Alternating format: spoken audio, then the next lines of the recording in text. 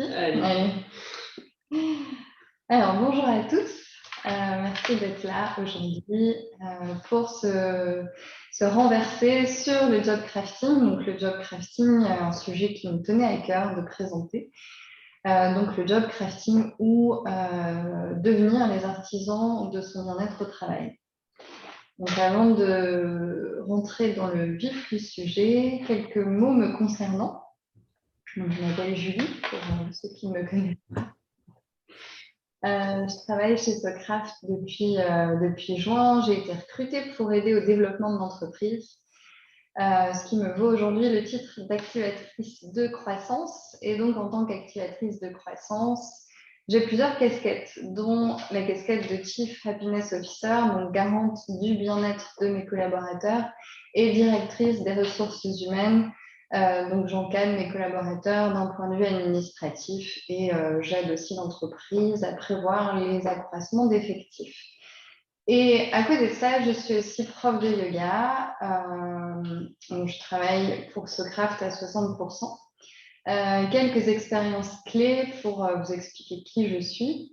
Donc, j'ai été consultante en gestion des listes, ça a été mon tout premier job. Donc, j'ai fait ça dans une grande entreprise américaine, Ernst Young, pendant 4 ans et demi. Puis, je suis arrivée en Suisse en 2015, où j'ai travaillé pour une marque horlogère dans leur département d'audit interne, gouvernance, risque et conformité. Et puis en 2017, j'ai fait le choix d'une transition. J'ai repris des études pour me former au domaine de l'hôtellerie et du tourisme, ce qui m'a valu plusieurs expériences dans ce domaine, dont une significative en tant que gérante d'un hôtel aux Philippines, sur l'île de Palawan, pour ceux qui connaissent. Et donc, expérience qui a duré 1 an. Donc, j'étais gérante d'un hôtel écologique avec un centre de yoga dans lequel j'ai pu faire mes premiers pas en tant que prof aussi. Voilà, et puis l'aventure s'est arrêtée fin 2020. Je suis rentrée en Europe et plus particulièrement en Suisse. J'ai commencé à mettre en place des cours de yoga en ligne et puis en présentiel. Et puis l'aventure Socraft qui a commencé en juin. Donc aujourd'hui, je pratique le yoga depuis à peu près 7 ans et je l'enseigne depuis 2 ans presque. Et avec ces différentes casquettes et ces différentes expériences, je me surprends aujourd'hui à m'intéresser sur des sujets comme le bien-être au travail, l'influence des modèles organisationnels sur l'épanouissement au travail et la réussite des entreprises. D'où le sujet du jour qui est le job crafting. Donc, qu'est-ce que c'est le job crafting et pourquoi? Donc, le job crafting, c'est façonner son travail par soi-même dans plusieurs de ses dimensions. C'est savoir modeler son poste en fonction de ses forces, de ses envies et de sa motivation. Et donc, c'est laisser au collaborateur la possibilité de modeler son poste, de le mettre à sa main pour que celui-ci trouve davantage de plaisir, d'engagement, de motivation, de satisfaction. Donc, c'est lui permettre de transformer son job pour qu'il lui corresponde en tout point. Et donc, ça va impliquer pour lui de créer ou d'initier des changements dans son travail ou du moins des conditions pour pouvoir changer son travail. Et ça va venir en opposition à un monde où on a plutôt tendance à venir réagir, à venir s'adapter à des changements qui nous sont imposés, qui sont imposés par l'entreprise. Donc avec le job crafting, on devient vraiment acteur, on ne subit plus les choses, on vient prendre les choses par la main pour les façonner à sa main. Voilà, donc on a un sentiment renforcé de pouvoir agir, de pouvoir retrouver du plaisir dans son job, dans sa vie professionnelle. Donc je prends un exemple ici, donc ça va être par exemple un jardinier qui travaille dans une pépinière, qui est occupé d'habitude au maintien des plantes et puis qui se rend compte que en fait il adore communiquer, il adore le lien avec les gens et qui va exprimer cette envie-là auprès de l'entreprise et pourquoi pas avoir une proposition concrète et leur dire, bah voilà, je suis jardinier, mais je vous propose peut-être une journée par semaine de travailler à la caisse. Comme ça, moi, ça me permettra d'avoir un rapport direct avec les clients et aussi de communiquer. Voilà, ça peut être ce genre de choses qui lui permet, lui, de s'épanouir avec son jardin et puis d'autre part avec le rapport aux autres. Donc, en d'autres termes, le job crafting, c'est donc façonner, c'est sculpter son job pour en faire un job qui est à minima satisfaisant et pourquoi pas générateur de plaisir et d'épanouissement. Voilà. Donc, le job crafting, ça peut être vu comme une réponse à la quête de sens au travail. Ça peut être vu comme une solution pour prévenir les burn-out dont on entend si souvent parler, donc prévenir la souffrance mentale et physique au travail. J'imagine que ça vous est tous déjà arrivé d'entamer votre journée en laissant échapper un soupir ou d'entamer une tâche sans grande conviction, sans grande motivation. La question à se poser, c'est à quelle fréquence ça vous arrive? Est-ce que c'est quelque chose qui est occasionnel? Est-ce que c'est quelque chose qui est fréquent, qui se répète au fur et à mesure? Et si la réponse, c'est que ça arrive fréquemment, si vous sentez que cette souffrance mentale et physique, elle se répète au fil du temps, c'est sans doute le moment de repenser et de venir crafter votre job pour éviter donc de guérir, mais plutôt venir prévenir. Donc, on est vraiment dans la prévention. On va éviter ici d'atteindre un point de non-retour où on n'en peut plus, où la seule solution, la seule alternative, c'est de quitter son job.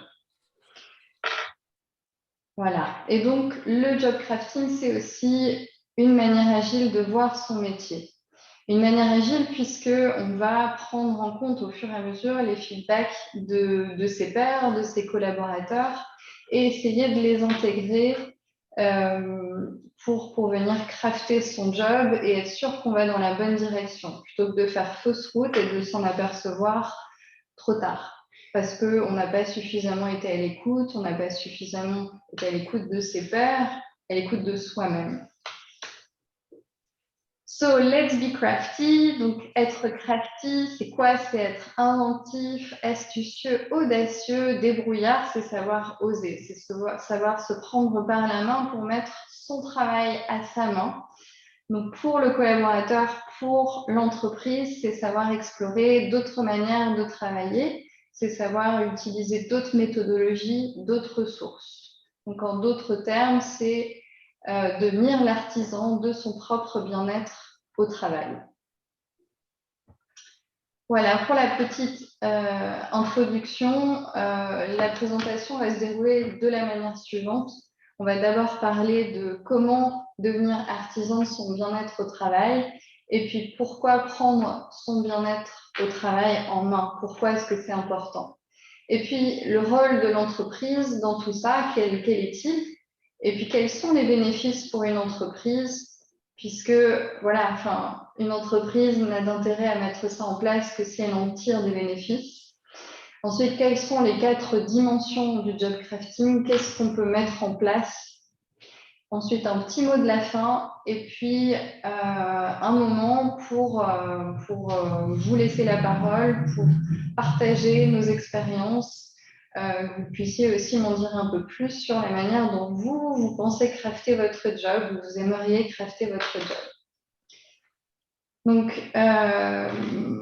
comment devenir les artisans de son bien-être au travail? Alors, dans un premier temps, on va se positionner comme un artisan. Alors, comme un artisan, on va mettre les mains dans la matière pour pouvoir transformer son job, pour pouvoir se l'approprier de manière à ce qu'on le transforme en un objet qui est sur mesure, qui est adapté à nos besoins. Donc, c'est vraiment mettre les mains dans la matière comme l'artisan, transformer cette matière, la modeler, l'agencer en utilisant des outils qui vont être adaptés à ses attentes et à ses besoins. En d'autres termes, donc, ça va être savoir réfléchir, ça va être concret et pragmatique.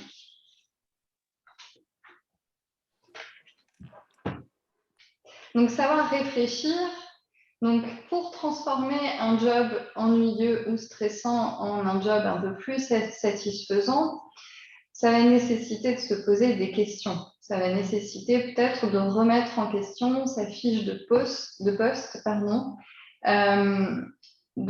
voilà, se questionner, de chercher ce qu'on préférerait faire par rapport à des tâches qui nous paraissent stressantes ou ennuyeuses. Donc, ça va être chercher ses appétences, peut-être des choses comme la lecture, la communication, le fait de fédérer des gens, le fait de transmettre des connaissances, transmettre son savoir à d'autres personnes.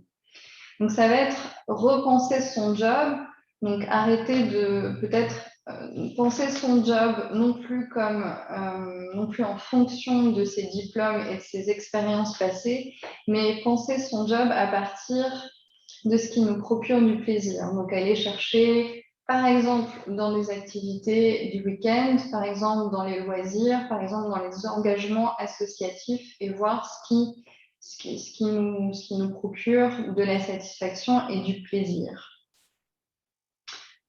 Voilà. Et puis ensuite, une fois qu'on a mis la main sur ses envies et ses appétences, va falloir les assumer. Et une fois qu'on les a assumées, il va falloir passer à l'action.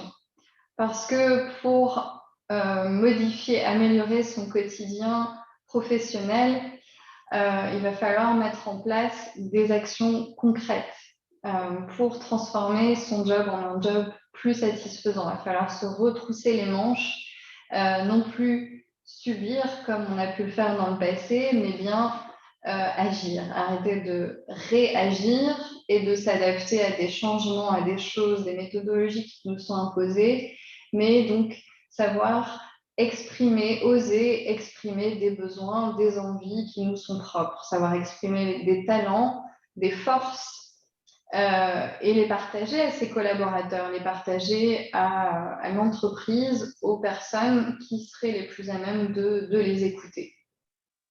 L'exemple que j'ai en tête pour ça, c'est une personne qui nous a contactés récemment, qui nous a manifesté l'envie de rejoindre notre équipe. Et puis au fur et à mesure des discussions, cette personne a fait un petit peu machine arrière et nous a avoué qu'elle s'était rendue compte que ses raisons à rejoindre l'équipe n'étaient pas forcément celles auxquelles il pensait. Au départ, en fait, ses raisons, c'était il avait un manquement, il avait un malaise dans son travail actuel. Donc, plutôt que de choisir ce virage à 180 degrés, il s'est dit, bon, ok, aujourd'hui, je ne suis pas heureux dans mon travail. Peut-être que j'ai d'autres alternatives que de changer carrément de job. Mon alternative, c'est peut-être de m'exprimer, de dire ce pourquoi je ne suis pas content aujourd'hui dans mon job. Donc, c'est encore une fois oser être audacieux. Donc, ça demande du courage. Donc, cette personne aujourd'hui, elle a fait du job crafting, peut-être sans le savoir, mais elle a fait du job crafting. Voilà. Et puis, peut-être qu'elle réévaluera la situation dans quelques mois, dans un an, dans 2 ans. Et peut-être que là, effectivement, elle se dira, OK, j'ai manifesté, je me suis exprimée sur mes envies, sur ce que j'avais envie de faire. Et puis, aujourd'hui, visiblement, mes envies n'ont pas été écoutées. Ou au contraire, oui, en fait, j'ai bien fait de les dire parce qu'aujourd'hui, mes envies ont été entendues et je suis capable de faire des choses que je n'étais pas en mesure de faire avant. Voilà. Donc, c'est constamment évaluer, faire ce travail de remise en question de son travail. Alors, la deuxième partie, pourquoi est-ce que vous prendriez votre bien-être au travail en main? Quelles sont les raisons? Eh bien, parce que quand on accomplit les tâches dans le plaisir, dans la satisfaction, on a tendance à exécuter ces tâches de manière plus rapide, de manière plus efficace. Le plaisir, l'épanouissement vont venir décupler la performance, l'efficacité, la productivité. Donc, ça va être bénéfique à la fois pour le collaborateur qui, lui, éprouve du plaisir, et puis pour l'entreprise qui, elle, va voir les résultats et va avoir davantage de productivité, dans la plupart des cas. Et puis aussi parce que les conditions du bien-être au travail sont profondément individuelles, parce que le job de rêve de quelqu'un peut s'avérer être le cauchemar de l'autre. Parce qu'aujourd'hui, la définition du job idéal, elle est propre à chacun. Le job idéal, c'est le job qui va répondre à mes attentes, à mes besoins, à mes convictions, à mes aspirations. Donc, ces éléments-là, ça constitue une combinaison unique, et cette combinaison, elle ne peut pas être standardisée. Je suis la seule personne qui a même de déterminer, d'identifier ces éléments-là, de venir les tester et de voir dans quelle mesure ils répondent à mes attentes. Et donc, à ce moment-là, je vais pouvoir façonner mon job pour qu'il me procure davantage de plaisir. Et puis aussi parce que l'entreprise, elle ne peut pas toujours le faire pour le collaborateur. L'entreprise peut, soit elle peut venir créer des conditions favorables pour que chaque collaborateur se sente bien, pour que chaque collaborateur ait du plaisir à venir travailler, mais ça ne signifie pas que tout le monde va adhérer à ces conditions-là. Encore une fois, on a tous nos propres critères, nos propres définitions, nos propres aspirations, convictions, et ces éléments-là vont faire qu'on peut adhérer ou pas aux conditions proposées par l'entreprise. Ces éléments-là vont faire en sorte qu'on va s'approprier ou pas l'environnement de l'entreprise, l'environnement de l'équipe. Et puis parce que être responsable de son travail, eh bien, ça amène le sentiment, ça renforce le sentiment qu'on peut venir piloter sa vie professionnelle. Donc, c'est valorisant, c'est motivant. Et donc, en façonnant son job, eh bien, on commence à avoir aussi des résultats et on va avoir envie d'aller plus loin. Ça, c'est une chose. Et l'autre chose, c'est que du coup, ça va renforcer l'engagement qu'on a vis-à-vis de l'entreprise et renforcer le regard positif qu'on peut avoir sur soi. Donc, en transformant soi-même son job en fonction de ses envies, en fonction de ses talents, on va venir minimiser l'ennui, on va venir créer plus de sens et plus de motivation. Et puis pourquoi donc devenir artisan de son bien-être? Parce qu'aujourd'hui, on a de plus en plus de pistes pour pouvoir adapter son travail à son mode de vie, à ses modes de vie. On a des choses comme le télétravail, le coworking, le début de flexibilité des entreprises. Voilà, toutes ces choses-là, et on va avoir de plus en plus la possibilité d'adapter notre travail à nos modes de vie. L'exemple que je peux vous citer, c'est le mien. Aujourd'hui, je travaille pour Socraft à 60%, et puis donc, je suis enseignante de yoga le reste du temps. Et Socraft me laisse la possibilité d'aménager mon temps de travail comme je le veux, et puis de travailler depuis la maison comme je le souhaite. Et donc ça, c'est vraiment génial. C'est une liberté absolue pour moi et c'est générateur d'épanouissement. Et puis aussi, donc parce que crafter son job, ça va demander de faire preuve d'imagination. Ça va demander d'être créatif, de venir créer les moyens pour améliorer son quotidien, de trouver des solutions. Ça va demander de réfléchir à des nouvelles manières de s'organiser, à des nouvelles manières de travailler, de nouvelles méthodologies et peut-être des méthodologies qui sont différentes de celles qu'on nous a apprises à l'école ou en formation. Donc, c'est le fait de crafter son job, ça va demander d'oser faire des demandes qu'on n'a peut-être jamais faites, des demandes qu'on n'a jamais osé faire ou reformuler des demandes qui ont pu être rejetées dans le passé. Voilà, donc c'est vraiment aller au-delà de cette crainte d'avoir des demandes qui vont être rejetées. Donc c'est faire preuve de courage aller au-delà de ses peurs. Et donc, quand on fait preuve de courage, eh bien, ça vient renforcer notre assurance et la confiance en soi. Et puis parce que en faisant du job crafting, eh bien, on va prendre le taureau par les cornes et on va le faire avec beaucoup d'humilité puisque on tâtonne, on ne sait pas trop si nos demandes vont être entendues ou pas. Donc, on va mettre vraiment l'ego de côté au service de l'estime de soi, au service de l'esprit d'équipe. Donc, il y a moins de jeux de pouvoir qui vont se créer. Et on va être moins craintif aussi des relations avec les autres ou des autres, tout simplement. Et puis parce que, comme dit précédemment, faire du job crafting, ça permet d'évaluer ou de réévaluer son job de manière régulière, de voir si on trouve son job ennuyeux ou stressant. Et alors, donc, de tenter de mettre en place des changements ou des conditions propices au changement. Et parfois aussi, c'est se rendre compte, comme expliqué précédemment, que les changements à mettre en place vont être colossaux ou bien on va se heurter à une entreprise qui ne nous laissera malheureusement qu'une marge de manœuvre trop faible. Et donc, dans ce cas-là, ça peut être bien d'envisager une transition professionnelle et de changer de travail. Et dans tout ça, alors, quel serait le rôle de l'entreprise? Eh bien, pour l'entreprise, ça va être de comprendre que c'est important de ne pas partir uniquement de ses besoins, mais aussi d'être à l'écoute, de remettre l'individu, la personne au centre et de venir identifier et comprendre les forces des personnes qui la constituent.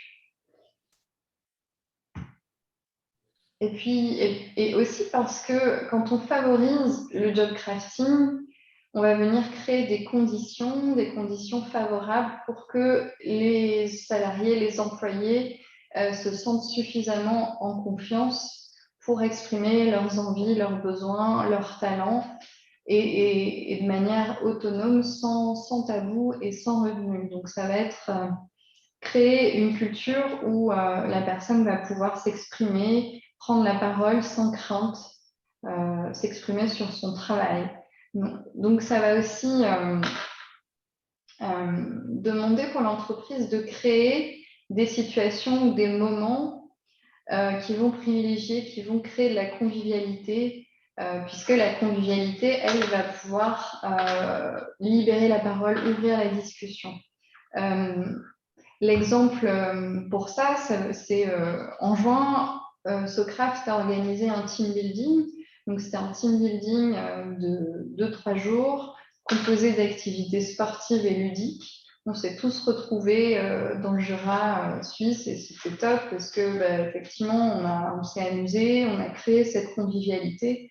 Et puis, je pense que ça nous a tous permis de s'exprimer ou de s'exprimer sur ses passions, sur ses talents et d'en savoir un petit peu plus les uns sur les autres. Et ça, pour moi, c'était vraiment génial. Donc, pour une entreprise aussi, c'est important, une entreprise qui voudrait faire du job crafting, ça va être important d'accompagner les collaborateurs dans la définition de leurs besoins, de leur mission, de leur laisser, et ça aussi en accord bien sûr avec les problématiques de l'entreprise, et puis de leur laisser la possibilité d'être en adéquation avec leur motivation et leur passion. Donc, comment est-ce que l'entreprise va pouvoir faire ça? Eh bien, ça va être accueillir les propositions des équipiers, les confronter donc ces propositions à la réalité de l'entreprise. Et donc, si une idée s'avère être bonne, donc ça va être accompagner dans la mise en pratique, accompagner le collaborateur, lui donner les moyens de son épanouissement, peut-être en aménageant son espace de travail, peut-être en revoyant avec lui, en adaptant avec lui son volume horaire. Et puis, si la proposition n'est pas adaptée, ça va être la déconstruire avec lui, ça va être lui expliquer ce pourquoi c'est pas faisable dans l'environnement de l'entreprise actuelle. Donc, dans tous les cas, c'est vraiment important cette notion d'accompagnement, puisque un collaborateur qui s'exprime, qui fait une proposition, eh bien, c'est le reflet d'un malaise ou d'un manque dans son travail. Et puis, donc, une entreprise qui voudrait opter pour le job crafting va devoir aussi se poser la question d'avoir, de créer ou de développer des outils pour pouvoir croiser donc les besoins, les attentes, les envies, les talents de ses collaborateurs avec les besoins et les missions de l'entreprise, les besoins et les missions d'une mission ou d'un projet.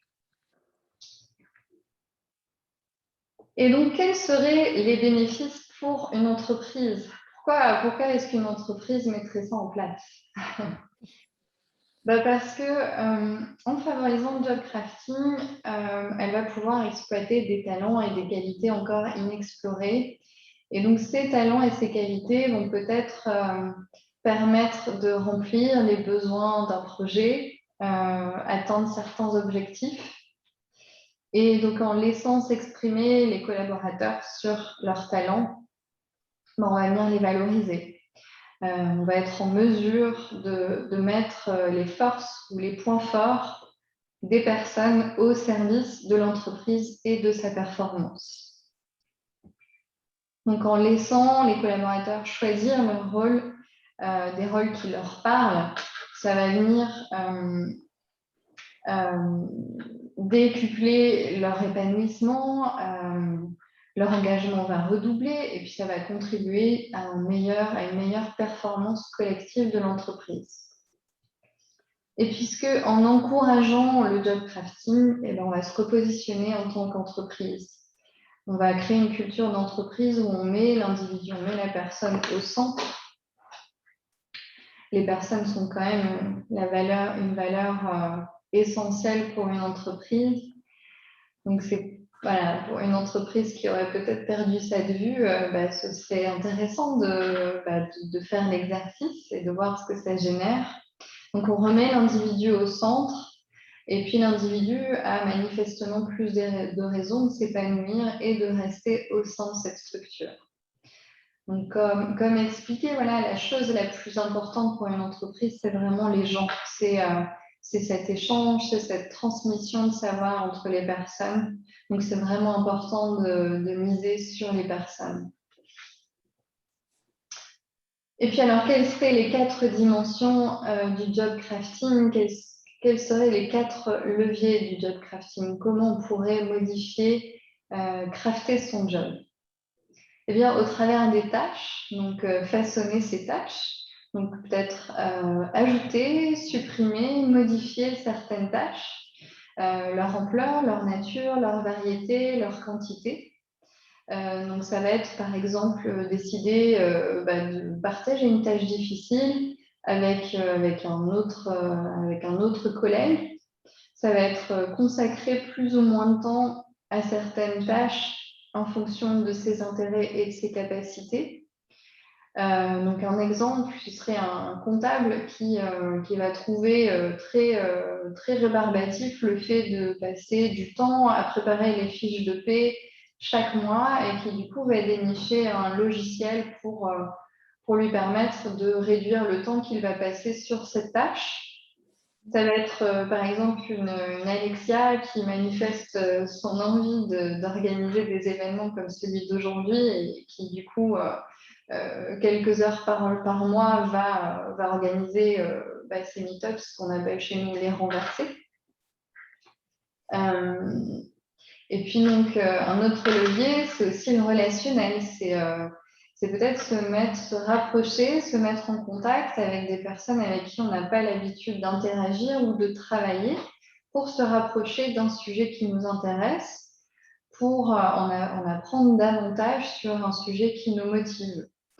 Donc, ça va être par exemple quelqu'un qui travaille dans l'informatique, qui s'avère être passionné de lecture et qui va se rapprocher de quelqu'un qui travaille dans la communication, par exemple le directeur des communications de l'entreprise, et qui, de ce fait, va peut-être une fois avoir l'opportunité de rédiger un article de blog ou une newsletter pour l'entreprise. Donc, un autre levier, c'est le cognitif, donc c'est la perception, c'est vraiment venir façonner la perception qu'on a de son job. Ça va être changer donc la perception de l'utilité ou du sens de son job pour retrouver de la motivation.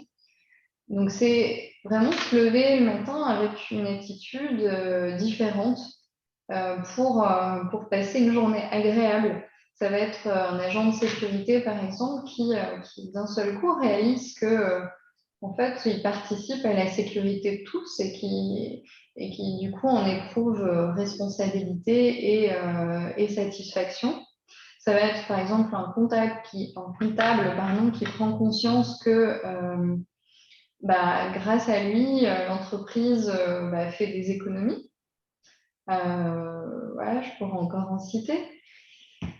Et puis le contexte aussi, le contexte dans lequel on travaille qui est super important. Donc, si quelqu'un, par exemple, vient au travail, travaille dans un open space hyper bruyant et que cette personne a du mal à faire son travail avec les bruits environnants, ça va être pour cette personne peut-être de déménager dans une autre partie de l'entreprise, dans une autre aile de l'entreprise, ou alors aller travailler chez elle 1, 2, 3 jours par semaine pour être au calme et pouvoir se concentrer sur certaines tâches.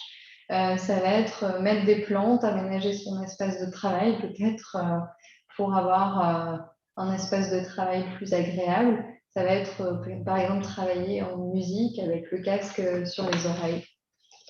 Voilà, il y a plein de manières de changer, de crafter son job. Donc le job crafting, vous l'avez compris, donc c'est vraiment devenir artisan de son bien-être au travail, devenir artisan de son plaisir au travail.